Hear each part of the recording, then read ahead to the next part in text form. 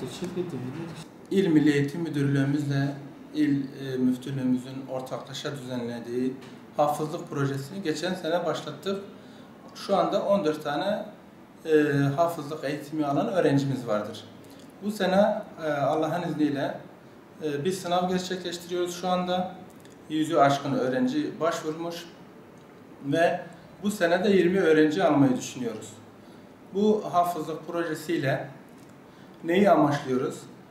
İnşallah gelecekte hafız kaymakamlar, hafız öğretmenler, hafız doktorlar yetiştirmeyi, Allah'tan korkan bir nesil yetiştirmeyi ve yani bu düşünceyle inşallah bu projeyi yürütmeye çalışıyoruz. Nusaybin'imiz için bu bir ilktir. Çok önemli bir projedir. Çok önemsiyoruz. Nusaybin halkından yani şu anda şu sınavla yeterince destek aldığımızı düşünüyoruz. Fakat tabii bu Nusaybin geleceği için, Nusaybin için çok önemli bir proje olduğu için tamamıyla sahiplenilmesinden yanayız. İnşallah hayırlı ve uğurlu olur.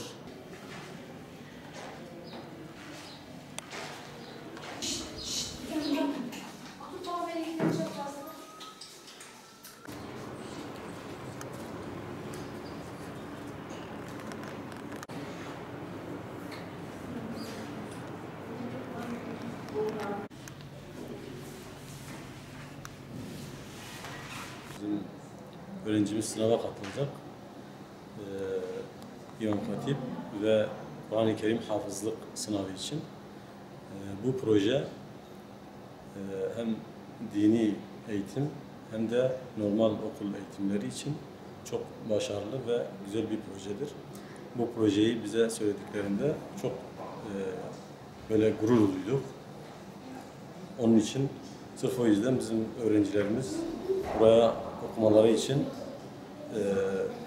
yani teşvik edilmesi gerekiyor ve mesela sınav mesela okula alınacak sadece bir ders şu anda bir derslik 20 öğrenci alınıyor ama bunun daha genişletmesi gerekiyor. Biraz daha fazla öğrenci alınması.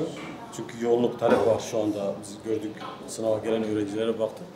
Talep var şu anda. Bu talebe karşı öğrenci sayısının artırılması gerekiyor. Teşekkür ederim.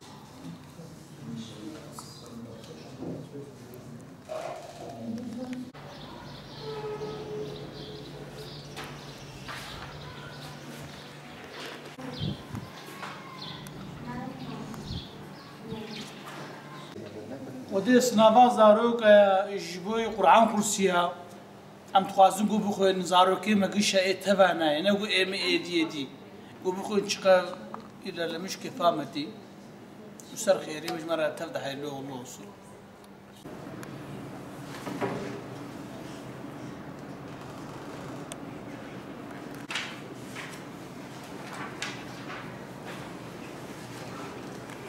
خازي زارو كمال درس قرآن بخوينن باج بن وهميتي أم تخازي بخوينن سرب كابن دربن أو أذي تبيجن